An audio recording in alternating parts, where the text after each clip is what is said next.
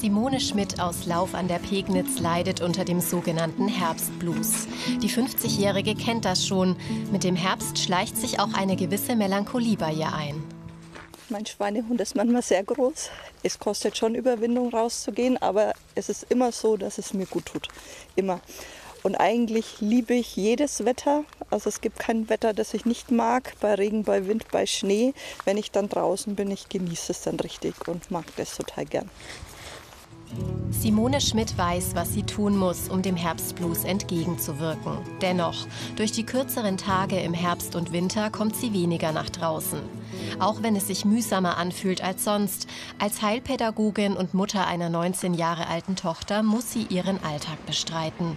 Mehrfach in der Woche geht sie einkaufen, arbeitet 20 Stunden als Lehrkraft für sehbehinderte Kinder und kümmert sich um den Haushalt und ihre Familie.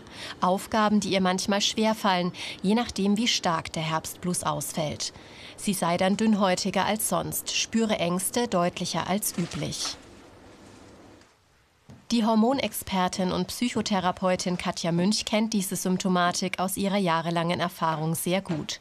In ihre Praxis in Nürnberg kommen hauptsächlich Frauen, aber auch vereinzelt Männer. Dass sie einfach in so eine Antriebslosigkeit reinkommen, dass sie morgens schlechter rauskommen, dass sie allgemein sehr viel mehr müde sind, dass sie auch keine Lust mehr haben, irgendwie sich mit Leuten zu treffen oder sonst irgendwas zu machen, sondern dass einfach alles wie schwer und grauer ist. So, und es passt natürlich dann auch zur Jahreszeit, wo die Tage kürzer werden. Es ist dann morgens ist es immer noch dunkel, abends ist es schon wieder dunkel. Und so fühlt es sich auch bei den meisten an. Und es ist jetzt nicht was nach einem Tag wieder verschwindet, sondern was dann halt einfach über eine längere Zeit anhält. Zudem ist der Herbst auch die Zeit des Abschiednehmens und des Loslassens. Viele schauen mehr nach innen, spüren die eigene Vergänglichkeit. Das drückt bei manchen Menschen mehr auf die Stimmung als bei anderen. Hinzu kommt der Mangel an Tageslicht, der dazu führt, dass die Schlaf- und Wachhormone im Körper in ein Ungleichgewicht kommen. Außerdem wird weniger Serotonin produziert, ein Botenstoff, der für das Wohlbefinden sorgt.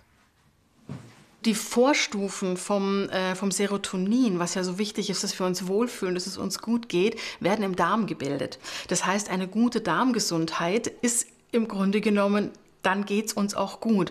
Und diese Darm-Hirn-Schranke, wie sie auch genannt wird, also diese Verbindung ist unglaublich wichtig und macht dann auch noch mal mehr Sinn, wenn man sich eben morgens überlegt, ob man ein weißes Brötchen isst oder doch vielleicht ein gesundes Müsli ohne Zucker mit Leinsamen drin. So, das ist schon was, wo ich glaube, dass das noch mal im Verständnis der Leute gar nicht so drin ist, dass es wirklich diese Darm-Hirn-Schranke entscheidend ist.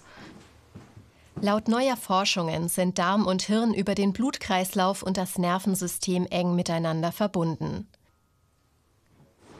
Eine gesunde Ernährung kann ein entscheidender Faktor sein, auch beim Herbstblues. Doch häufig haben viele gerade im Herbst mehr Lust auf Süßes. Zucker hebt zwar kurzfristig die Stimmung, steht aber wiederum auch unter Verdacht, dem Darm zu schaden. Simone Schmidt achtet auf ausgewogene Mahlzeiten. Nahrung für die Seele darf aber auch nicht fehlen. Da hat die 50-Jährige so ihre Rituale entwickelt. Ich zelebriere richtig das Teetrinken und mache mir total gerne eine Tasse schwarzen Tee. Den liebe ich einfach. Der weckt in mir positive Gefühle und ich setze mich dann ganz gemütlich rüber ins Wohnzimmer, schaue ein bisschen zum Fenster raus, trinke diese Tasse Tee gemütlich und lese vielleicht ein Buch oder mache mir Kerzen an. Ja, mach's mir einfach gemütlich. Besonders gut tut ihr auch das Schreiben. Sie führt ein Dankbarkeitstagebuch, in das sie alles einträgt, was an diesem Tag gut und schön war. Ihre Gedanken und Gefühle teilt Simone Schmidt auch mit ihrer Community auf Instagram. Der Austausch mit anderen Menschen, über Gefühle zu reden, hilft ihr, besser mit dem Herbstblues umgehen zu können. Und das hilft auch anderen.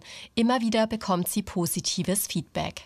Zum Beispiel, dass sie es so mutig finden, dass ich mich da so öffnen kann, dass sie sich das selber nie trauen würden, dass sie das aber so toll finden, weil es ihnen, oder wirklich auch private Nachrichten, hey, ich leide unter derselben Geschichte, habe mir das noch nie jemandem sagen trauen, also wirklich, wo ich dann auch um Rat oder so gefragt werde oder solche Dinge.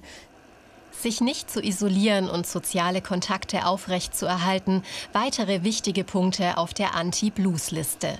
Und sich immer wieder den kleinen, schönen Dingen des Lebens zu widmen. Das hilft Simone Schmidt dabei, trotz des Blues den Herbst richtig genießen zu können.